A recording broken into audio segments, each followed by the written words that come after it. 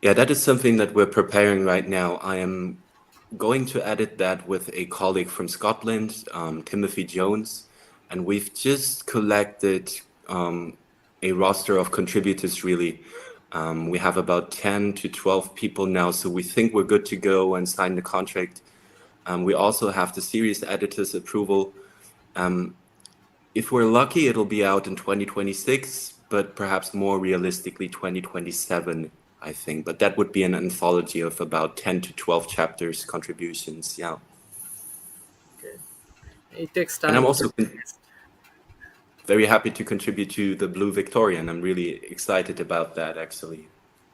thank you so much. And the paper was amazing. I mean, we all loved that paper. Unfortunately, Shauli will not be here for some unavoidable circumstances, but that we will be hosting you. I'm Ritam, and he is Indranil And Banerjee. yeah, so we are co-conveners at the Victorian Vanguard, and for today's session, we will be your interlocutors, or rather, like part of the discussion with you. Okay, so we Perfect, will wait thank you. 1 or 2 more minutes, then we will start because I'm sure people will join exactly at 7:30 IST. Absolutely.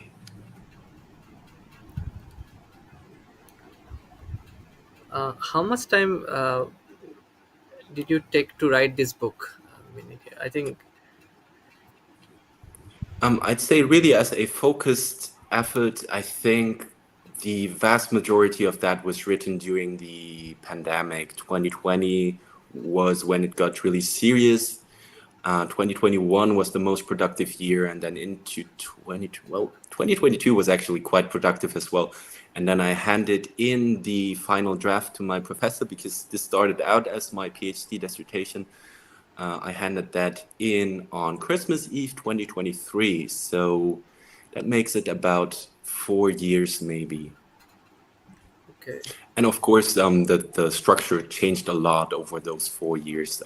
The structure I ended up with, which is rather separated into thematic aspects as opposed to something that is chronological, that really manifested in the latter half of the project, I'd say. Okay, that is nice. Okay, so I'm starting this discussion formally. So let me introduce. Inform you. I'm sorry to interrupt you, and to interview It's Dr. Christian, we'll be putting on the recording. Hopefully, you wouldn't mind because it would go into our YouTube channel as part of the archive of Victorian Vanguard. Uh, am I audible? yes, Yeah, yes, you are. So we'll be putting on this meeting on the record. Like, hopefully, you're fine with it, Dr. Christian. absolutely, yeah. Oh, thank you very much. Okay. Okay, so hello everyone. My name is Ritam Datto, and I am one of the co-convener of this series. And today we have Dr. Christian Wilkens, who is a research associate and lecturer at University of Koblenz, and also a lecturer at University of Düsseldorf, Germany.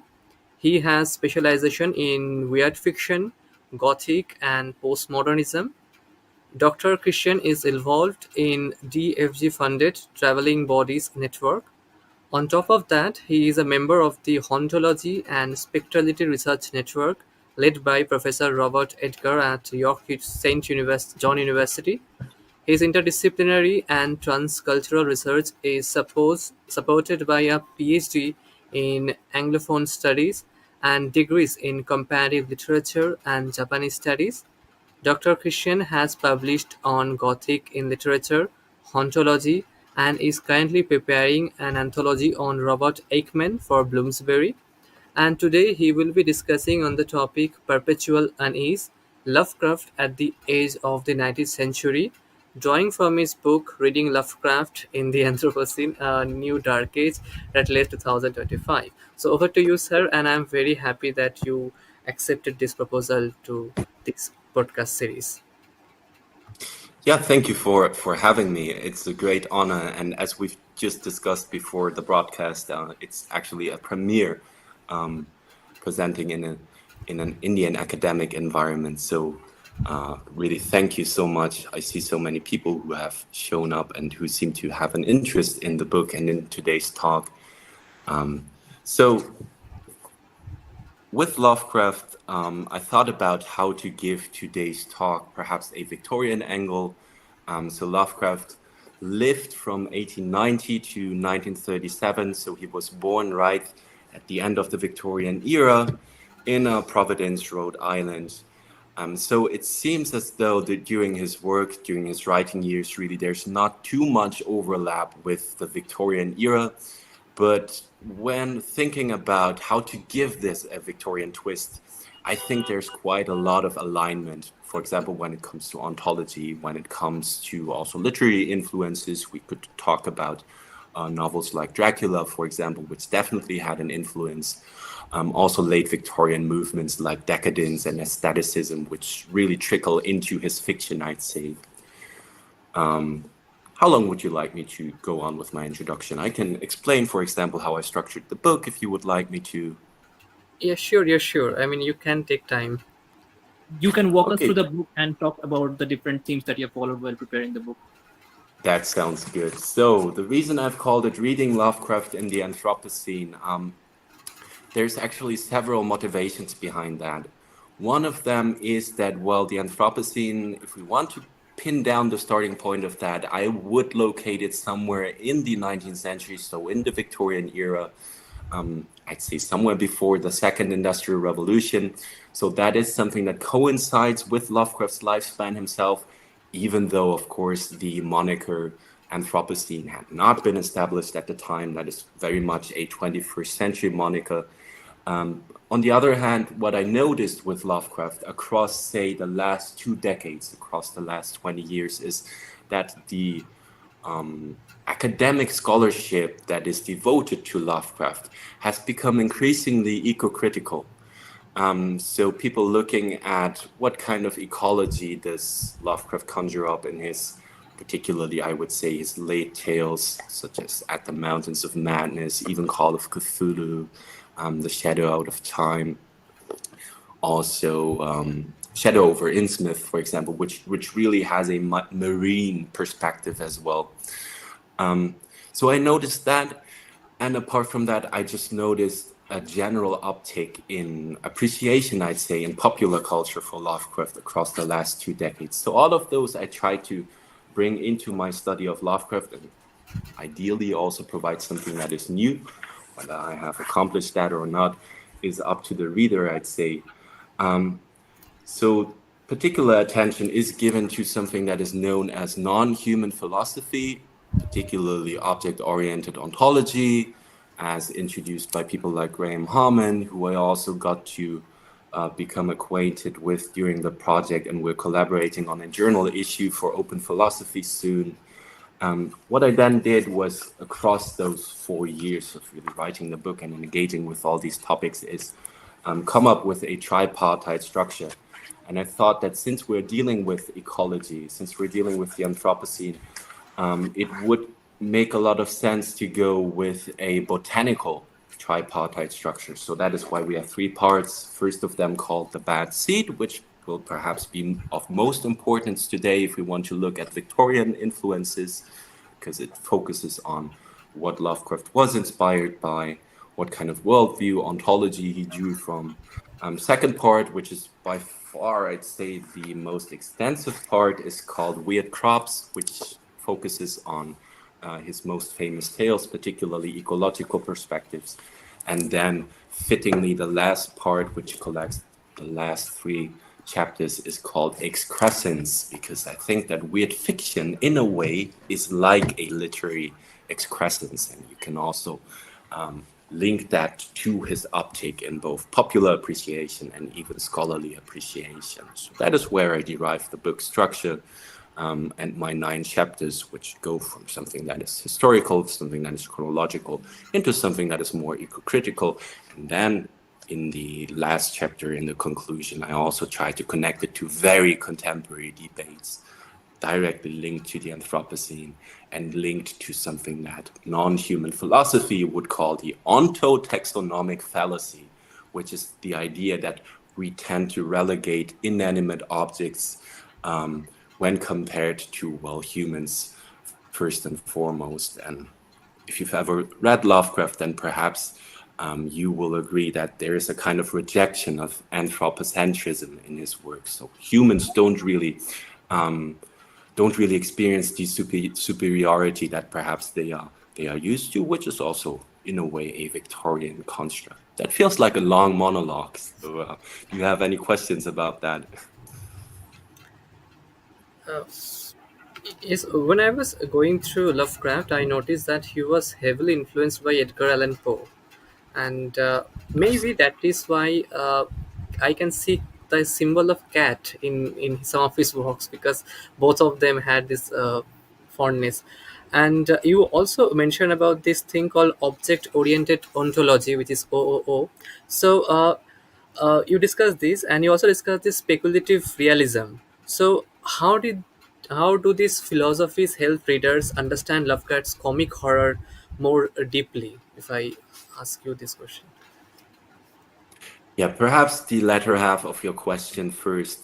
I think that since OOO, so object-oriented ontology, is a very theoretical and philosophical concept, it is sometimes hard to fathom what it really means to put, say, inanimate objects on the same ontological pedestal as animate objects, as they would be known, such as humans.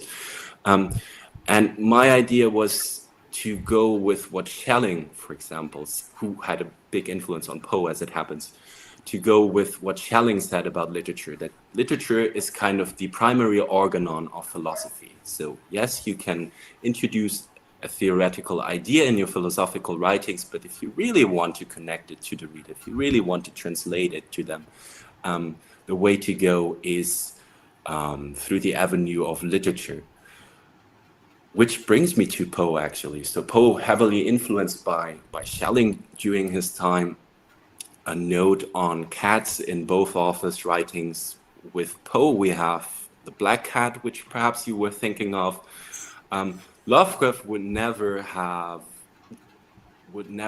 illustrated a cat in such a malign and threatening way as it is done in the Poe story, because Lovecraft himself was even more fond of felines than his god of fiction, Edgar Allan Poe himself, was. When it comes to things like aspects like mediation, even structure of the story, also the idea that you want to convey one primary sentiment, one primary notion through your fiction. So in the case of The Raven, that would be melancholy as Poe identifies it.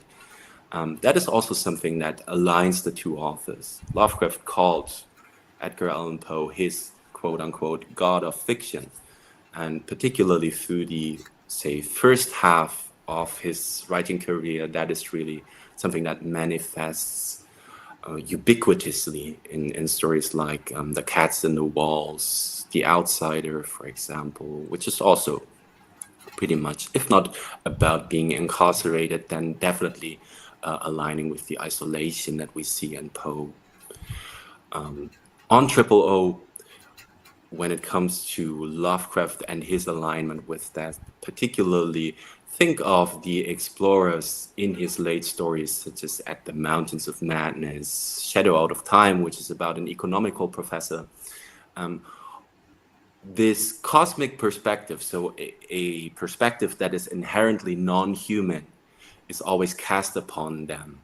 And with the explorers, with the scientists that feature so heavily in his writings, also the idea of epistemological boundary and not penetrating that epistemological boundary, because we will not be able to handle that. So we will not be able to handle the new scientific outlook that we uncover.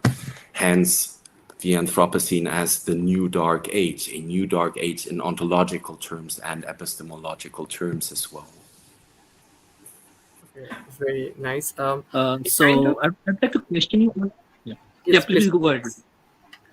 So I'd like to pull you back on one topic. Like, you are referring to weird fiction. For the sake of our listeners, can you describe or discuss in depth what weird fiction and how are you referring to weird fiction?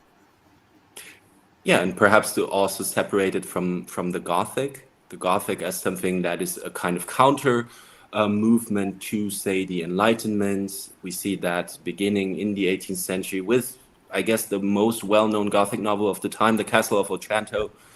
all the way into the 19th century. I'd say the high point of the Gothic tradition would be something like Frankenstein by Mary Shelley in 1818, which also introduces many things that will become interesting for weird fiction 1 century onwards. So that is perhaps important to note, that with weird fiction, we're dealing with largely a 20th century movement, beginning late in the Victorian era with authors like Algernon Blackwood, Arthur Machen, who I would consider to be proto-weird writers.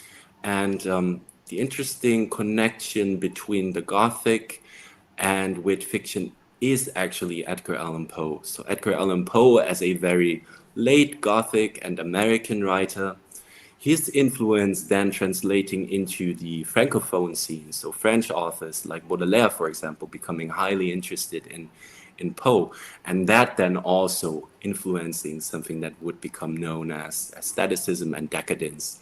So decadence, really the idea that we are dealing with things not out of political agendas. So literature is not supposed to convey anything political, anything historical. It is not supposed to educate the reader. It is not supposed to make them a better person.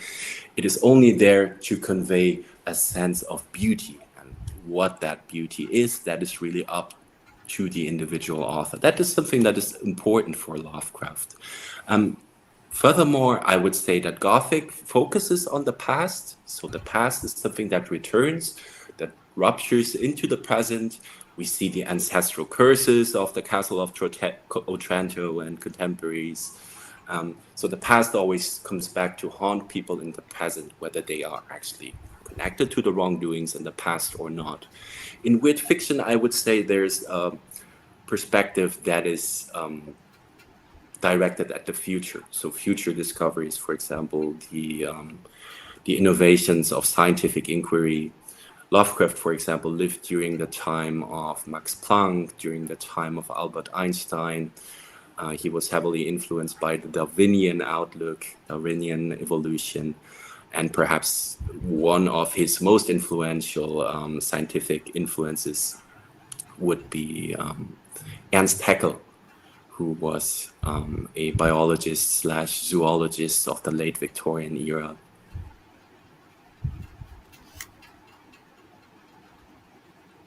Okay. So my next question would have been like how it was differentiated from traditional horrors, but I guess you've already answered that. You have like differentiated it and made a very quiet distinction of how like horror in the Gothic is quite different from how Lovecraft is using the same thing in a different way in weird fiction. So Ritam, if you want to ask the next question. It's not a question, but when I was young, or rather I was a child, I used to watch this cartoon episode called Courage the Cowardly Dog.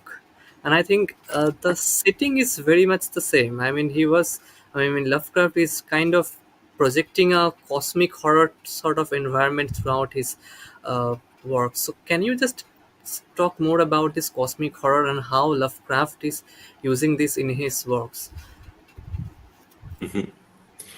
So cosmic, I think, leads into 2 directions with Lovecraft. Cosmic as in a different word really for the word universe, and we can think about what separates, say, an astronomer from a cosmologist.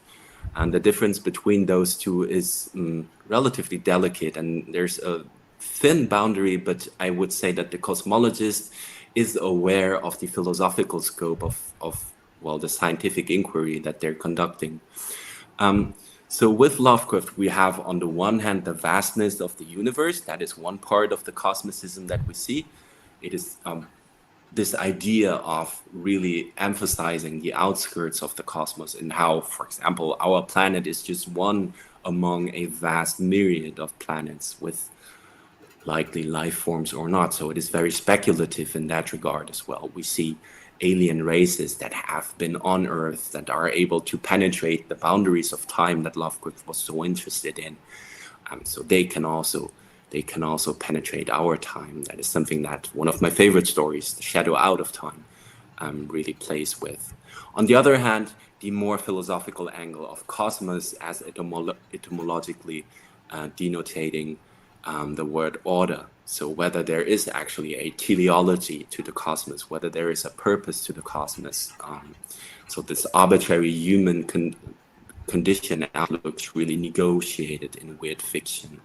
And usually the outcome to that is pessimistic, right? What individual characters find out is that, well, their life is pretty much meaningless. So there's definitely an air of nihilism that is so manifest in weird fiction as well. That changes, I think, a little in the new weird, which we have now. That is the end of the 20th century and 21st century. That is also why in my book I consider the new weird to be a separate beast from weird fiction of the early 20th century.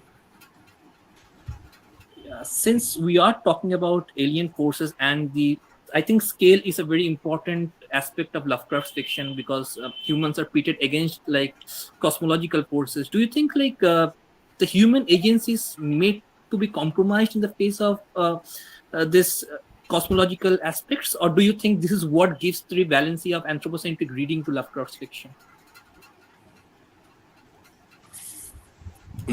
So the question is about agency, right? Right. Like, I wanted to ask, like, is it the same agency that is facilitating an anthropocentric reading, or is it like the human's will is pitted against the cosmological forces, cosmological scalarity, and that is how human beings are? Is it a metaphor of human frailty that Lovecraft is employing? It definitely is in Lovecraft.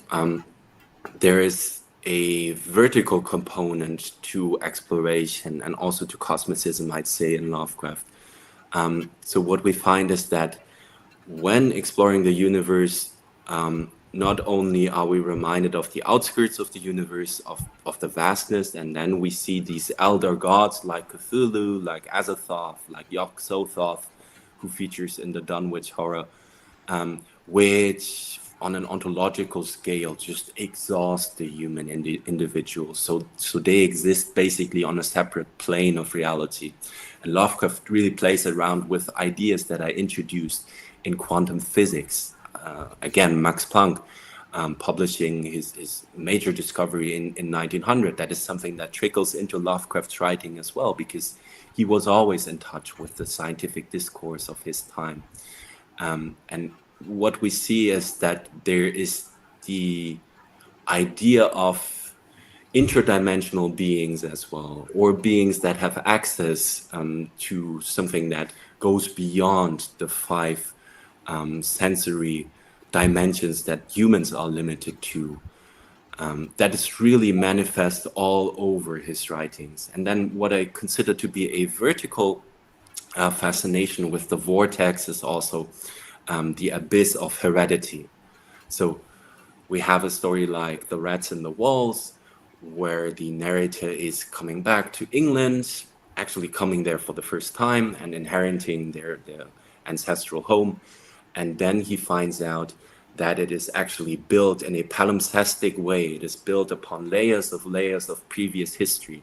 And then he goes into this atavistic return, not only into civilizational history, human history, but also the history of his individual family. And that then leads to his downfall as well.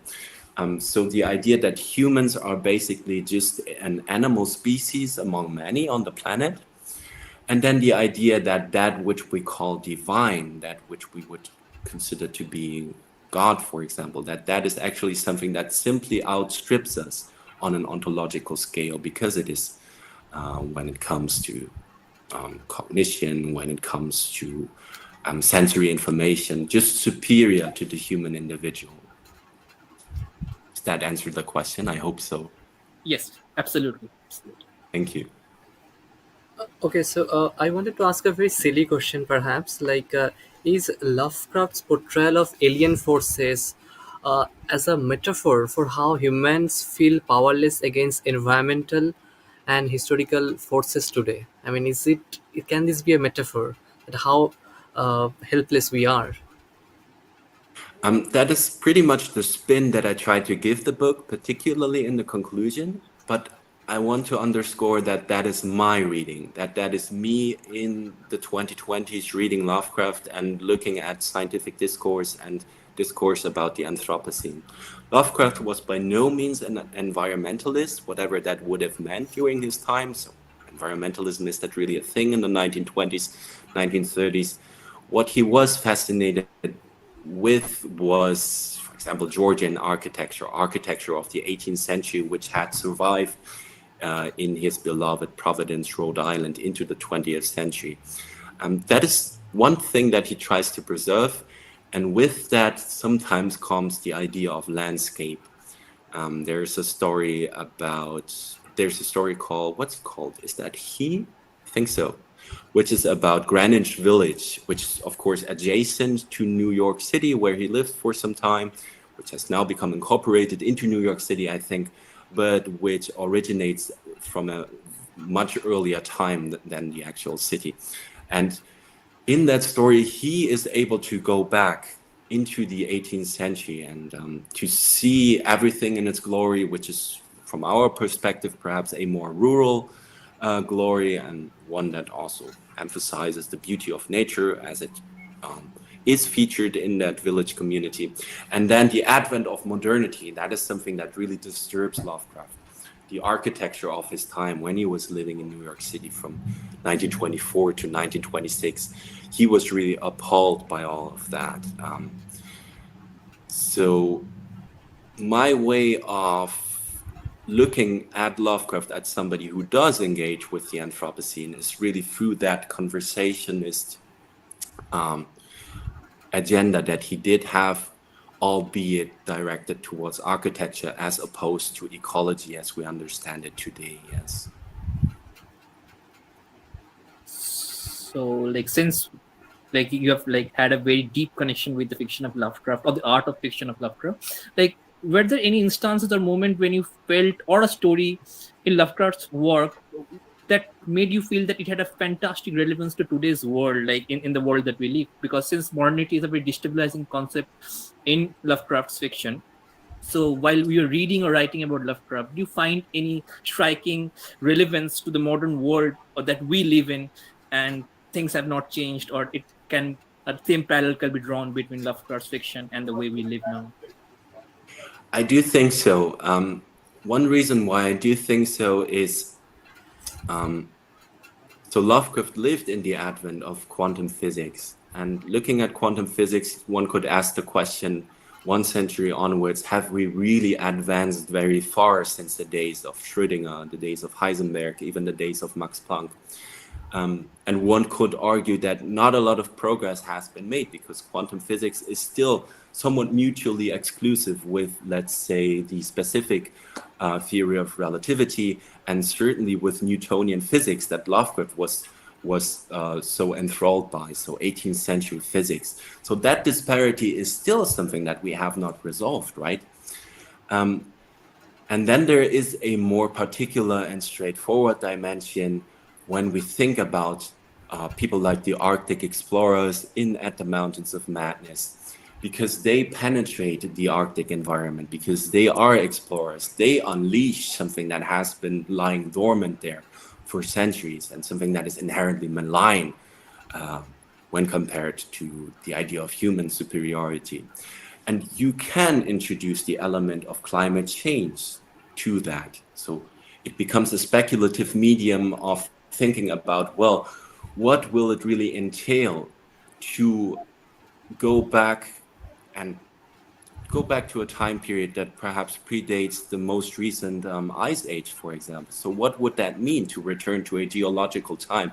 What would that really uncover as well? And then there are more metaphorical locations that one could go in Lovecraft's writings, things that one could nowadays see as metaphors for climate change, even though they were certainly not intended as such. In the writings of the 1930s, so that is the last decade of his life, unfortunately, something like The Shadow Out of Time, which I keep dropping here really, a story about previous geological times, also the idea that various alien species have actually held this planet as their domain and then had to leave, or they actually were perished because of things like climate change. Of course, not the climate change that we associate with the Anthropocene, but climate change nevertheless. So they weren't able to acclimatize to the changes that were brought upon them. Finally, the idea that epistemological inquiry is something that is escalating much more nowadays. And you could also argue that this entails and this connects to, say, technological advancements. So artificial intelligence would have been something that Lovecraft would not have been able to fathom even. And that is why people that succeed Lovecraft, I'm thinking of people like Philip K. Dick, for example. There's a spiritual kinship between writers of this new age science fiction, a very pessimistic brand of science fiction, late 1960s into the 1980s, and Lovecraft. And you can really tell that every author is connecting to the epistemological mindset of their time. So for me, that brings a bit of frustration. I would have liked to see Lovecraft live on beyond his 40s and say into the 1940s, into the 1950s, and react to the discoveries of his time. Yes. Like, it would have been really interesting to see how Lovecraft would have reacted to the initiation or augmentation of AI as we are like this revamp of artificial intelligence. Anyways, Rhythm, like. Yeah, I mean that's a good question to ask, and I have one small question again. So, how do Lovecraft's fear of infinity and time shape the feeling of helplessness in his stories? Because he was describing this feeling of infinity and time throughout his stories. So, and I think he mentioned particular words or terminologies to describe these phrases, infinity and time. Yeah, I call those two, and I love that you point towards those two, because that is something that I focus on in my book, really. So his anxiety over time, which is also something that he goes into in his theoretical writings, like notes on writing weird fiction in particular, but also supernatural horror and literature. I would call that chronophobia. So the idea of time's outskirts and the temporal dimension as chronophobia. And then in a spatial reading, I call it apeirophobia. So the pre-Socratic concept of apeiron, so that which is vast, that which is infinite, which we cannot really cognitively even fathom. Both of them connect, really.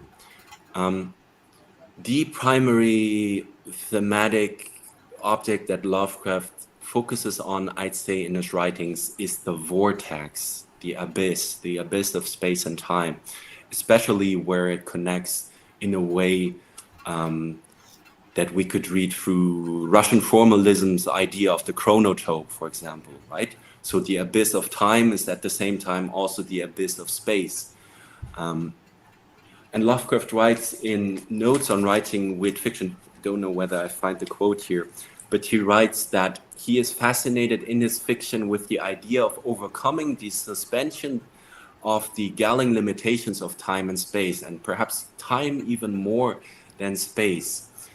So what that means is that all of his writings, all of his tales, all of his poems from his early career, they always engage with the flow of time, the irreversibility of time, and then the speculative question of, well, what would it mean to transcend chronological Epicurean time? He also plays with concepts that strike me as surprisingly religious, like chaotic time, for example, how from a divine perspective, the flow of time is different.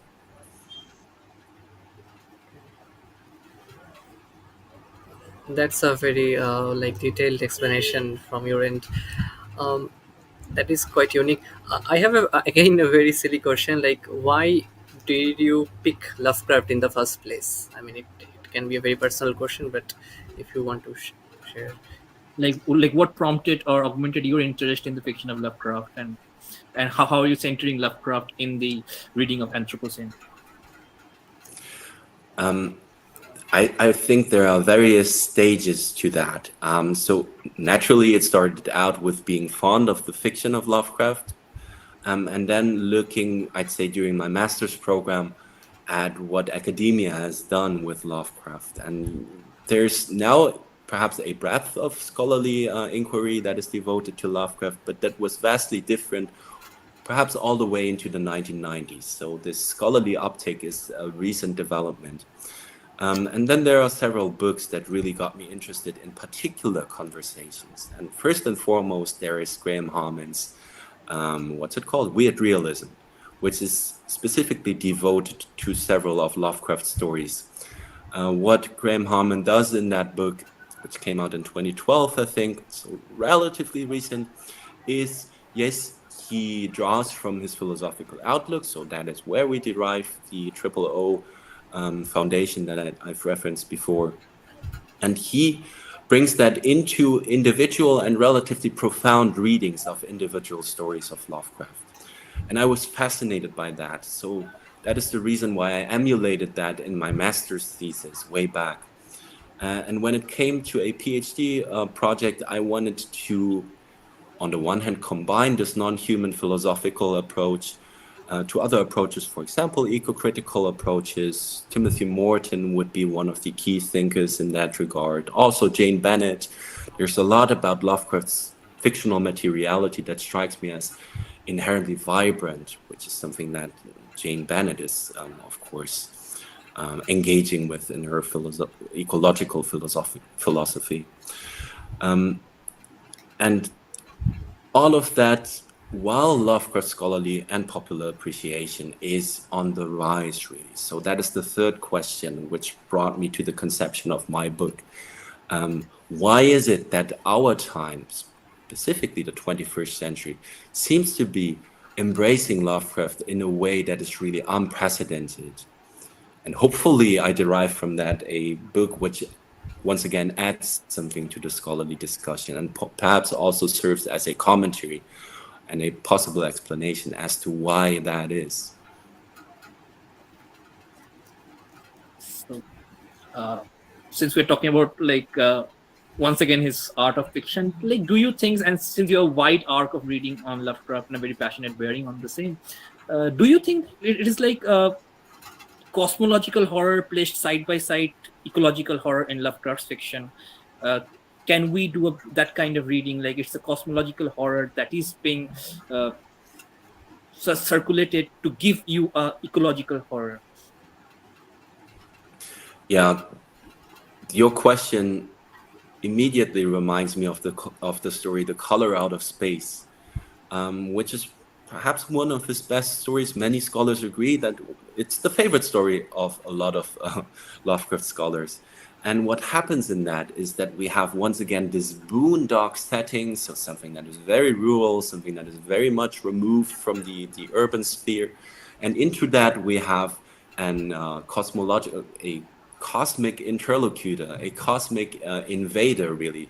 You can look at parallels to H.G. Wells' War of the Worlds and how the Martians arrive in that story. But much more than with Wells, I think that the ecological dimension is emphasized in the Lovecraft story, because what we see is that the eponymous color out of space is only a color by analogy. So we only call it color because we have no other word for it. But ontologically, it's something different. And what it ends up doing, it is first it corrupts the soil, it corrupts the Gardner farm, the Gardner family, or the main characters really in that story. And then it spreads towards the individual humans. So first of all, the members of the Gardner family, they become insane, they become sick. They also change their appearance. That is really a good way to illustrate Timothy Morton's idea of entanglement, how there is no clear separation between the ecological and the human, because humans are inherently ecological. He has this idea, or they, have this idea of the mesh. So humans really relate to the environment in a very material way across evolution, but something that we do not really account for in our arbitrary idea of how the world works. So that is a story that I think really illustrates that. We have something that comes from the vast outskirts of the cosmos, but it shows us something about our entanglement with the world itself, with well, nature itself, right? So as Lovecraft would love to say that knowledge that drives you mad, since most of the characters, they go insane, as you rightly pointed out, right? Like, and he's talking about knowledges that will berserk the entanglement that we needed to recognize and kind of reiterate for our own ecological sustenance. Yeah. Whether that was something that he advertently did or not, very likely not. But I think it can illustrate contemporary philosophical ideas and contemporary philosophical theories as well. And I think that underscores what a revolutionary and progress-oriented thinker Lovecraft was. How there's really no precedent for someone like Lovecraft in literary history, I'd say. Even while he is drawing from people like Poe, people like Arthur Mack and Algernon Blackwood, the way that he distills that he brings that into a reflection on the galling limitations of time and also our unease with the environment, I think is quite profound and revolutionary. And it seems to be more viable now, 1 century onwards, than during his time. That is just a notion that I'm fascinated with still. Thank you very much. That answers my question perfectly. Thank you so much. Okay, thank you so much for these nice details and informations. I think now we can open the session to the audience. I mean, if someone really wants to ask any question to Dr. Christian Wilken, then you can do now. We are really hoping that you have interesting questions. And Dr. Christian has been like very interesting right throughout the entire podcast, and he has been answering questions throughout with like so many different aspects, right? So we hope that you guys have a lot of questions to ask, or at least I'm having a lot of fun over here, as always, when talking about Lovecraft. Yeah, thank you, Dr. Christian. I have again a very silly question. That is, since he was so influenced by Edgar Allan Poe, do you know any like similarities when they were when Lovecraft was growing as an adult? I mean, whether he has a very normal sort of upbringing or whether it is very different, because I have no idea about this. Yeah, so Lovecraft was born in 1890 to, at the time, a relatively wealthy family. We have the Lovecraft line of his father and we have the Phillips line of his mother. His grandfather, Whipple Phillips, was a big influence on him, so that is his mother's father, had a vast library from which Lovecraft drew and where he really received his early education, because he was, for the majority of his youth and childhood, not able to attend school. Why was he not able to attend school? Well, we can, I think it is agreed upon that the treatment and the education that his mother provided for him was rather strange. So she dressed him up in dresses all the way until he was 5. She was convinced that his appearance was hideous, and at least for the early decades of his life, he shared that conviction as well, even though I'd say there's nothing hideous about him, nothing that should lead him to shun society and to lock himself away. But that is an idea that he carries around with him during the early decades. So a very isolated upbringing. Also, the death of his father when he was a child, dying from something that at the time was called general paresis, but we can now be certain that his father died from syphilis. So also a mental degradation. And this mental degradation was, of course, something that was shameful to the family. So it is not something that Lovecraft ever engages with. One could write an entire monograph about the question of whether Lovecraft was really aware of his father's constitution and his father particularly suffering from syphilis, or whether that is something that he at least suspended from his own awareness. Nevertheless, it is something that he engages with in his writing, right? next to the cosmic perspective, there's always the hereditary perspective. There's always the idea that if one were to meet one's ancestors, such as in The Rats in the Walls, what's the other story called? I forget now. There's a brilliant story about switching one's body. Maybe it will come to me again in a few minutes. But the idea that if you were to meet your ancestors, then that would also provide an atavistic perspective. It would show you how your own existence is also influenced by the wrongdoings of earlier generations, and sometimes even the sexual conduct, if you want to read between the lines, of one's ancestors. So very strange upbringing. And then his mother dying early in the 1920s, that is also when Lovecraft meets Sonia H. Green, who would become his wife and with whom he would move to New York City from 24 to 26. That was kind of an era of liberation, even though he hated New York. And then after separating from his wife and returning to Providence in 1926, that is really when he enters his most productive era. He immediately writes The Call of Cthulhu after returning to Providence. And then all the great Lovecraftian masterpieces, if we want to consider them as that, such as Shadow over Innsmouth, Shadow Out of Time, at the Mountains of Madness, Whisper in Darkness, all of that in the latter years after he has returned and after he has really freed himself from those influences. But unfortunately, that is also accompanied by him not being able to hold down a steady job or receive any employment outside of literature. And since he was something that we would now call a pulp fiction writer, right? So writing for pulp magazines like Weird Tales, he really didn't live in very luxurious circumstances, and that very likely also led to him developing stomach cancer in his 40s. Sorry. Yes, this is quite unfortunate. I mean, he died in 46, and he was living a very miserable life. So I can see someone has send us a question in the chat box. So Deepaman Bhomik has written, "Thank you so much for the enriching talk. Has Lovecraft been an influence for his contemporary and / or later science fiction?" One person who I've mentioned already today who was definitely influenced by Lovecraft was Philip K. Dick. And you can think of Philip K. Dick, late 1960s into the 1980s, Do Androids Dream of Electric Sheep, which later becomes the movie Blade Runner.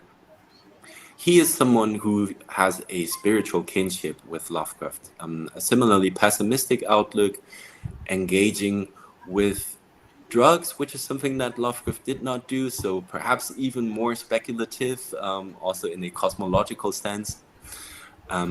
Others really in the American Gothic and American science fiction of the late 20th century. I'm thinking of Ray Bradbury, first and foremost, who became obsessed with Lovecraft when he discovered him during his childhood.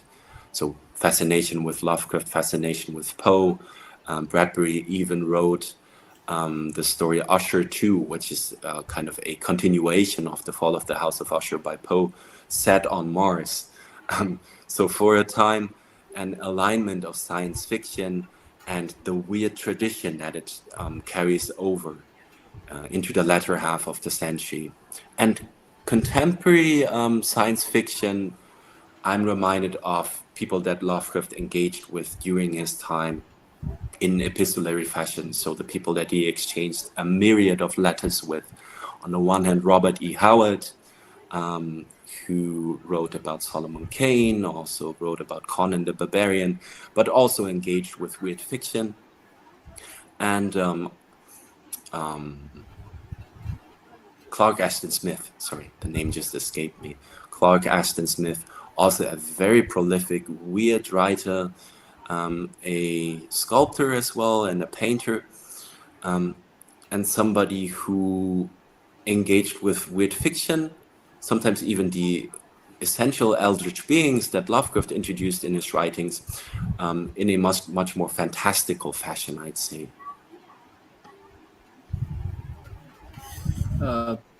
There is an observation by Jyoti Diba. I think she says that the popular series Stranger Things alludes or has like deep parallels to Lovecraft's fiction, or like Lovecraft's elements of Lovecraft's fiction. Do you agree with this? Yeah, so looking at, say, Stranger Things season 1, we have the Demogorgon, right? And the Demogorgon with, I think it's tentacles, if I'm not mistaken, seems to align with our conception nowadays of what Lovecraft's fiction is all about. So something involving tentacles that is scary, that rises up from the sea. That is perhaps the general conception that we share of Lovecraft. The problem that I see with these recent depictions sometimes is that they do not really account for the cosmic dimension of Lovecraft's writings. So the fact that the Demogorgon is actually overcome in Stranger Things season 1, that is essentially not Lovecraftian, right? Because you would never be able to stand up to the eldritch beings of his writings. So a lot of the cosmic unease is kind of lost in the translation into the 21st century. Nowadays, there are children's books. There are even Disney comic books which draw from Lovecraft's stories. There's a Disney adaptation of Shadow over Innsmouth, for example. But yes, when it comes to the general consensus on what makes something Lovecraftian, then Stranger Things is certainly in line with that, yes.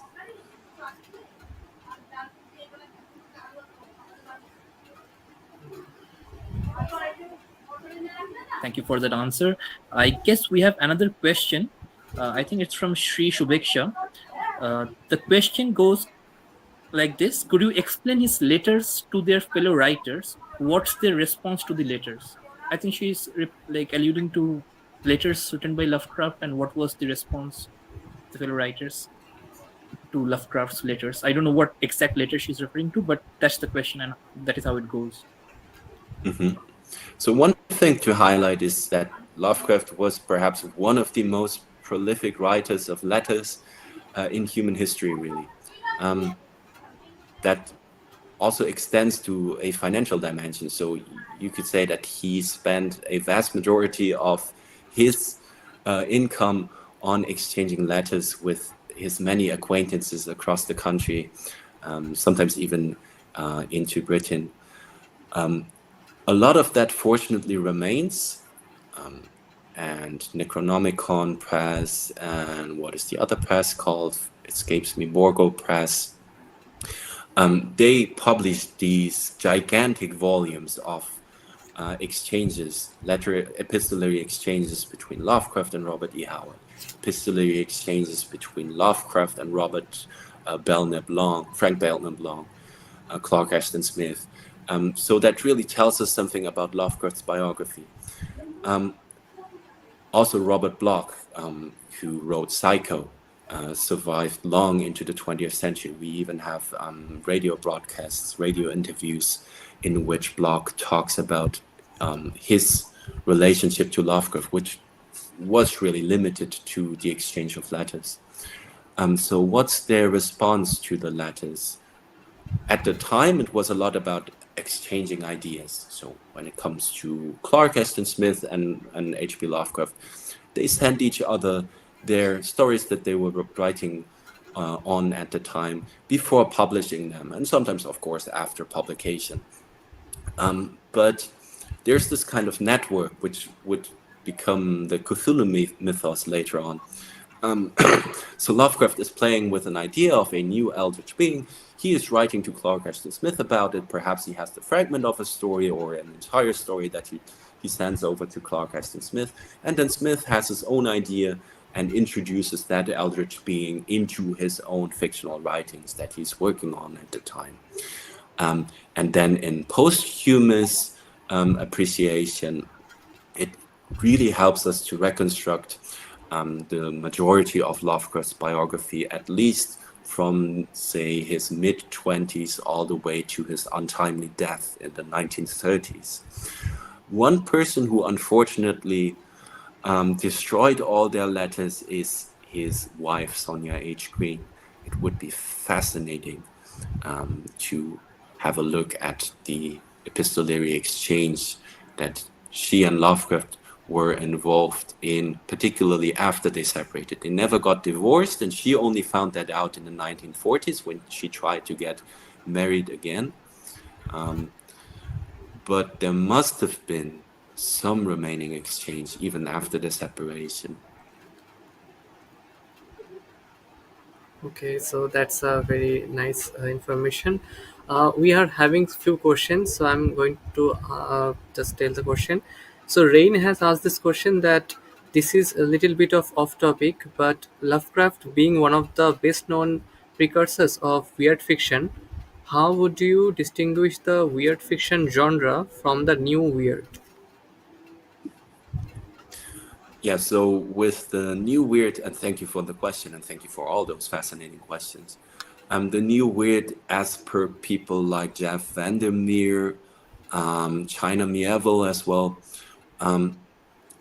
as I said, I consider that to be a separate beast from weird fiction of the early 20th century, really, because it goes for something that is very welcome, I'd say. So it goes for a more nuanced depiction of racial minorities, which is a big problem with Lovecraft, right? His hate of anything that is not white, anything that is not WASP, right? White, Anglo-Saxon, Protestant. It tries to overcome that, and it tries to look at a more heterogeneous distribution of society, really, in the late 20th century and in the 21st century. The new weird, particularly when it comes to Vandermeer and China Mieville, also overlaps with contemporary speculative fiction, I'd say, and sometimes even fantasy fiction. Perdido Street Station by Mieville, for example, very popular. But if you were to compare that to something like Call of Cthulhu, very separate and very dramatically different narratives, I'd say. The question is, and I'd like every reader to answer that for themselves, is do we lose a bit of the cosmic dread that is so apparent in Lovecraft's writing? Do we lose that in the process if we focus on, for example, social conventions of the 21st century? I don't know. I'm not stating that Lovecraft's racism and xenophobia, that this is an essential quality of his work. Certainly not. And we have to undermine that wherever possible. And that's also something that I'm really keen to do in my book. But is this focus on the individual, on individual characters, on individual biographies, is that something that kind of disarms the cosmic dread? Because in Lovecraft's fiction, individual characters, they are never significant, which is, of course, something that he is going for, right? We find out that they are just stand-ins for humanity in general. They are not important.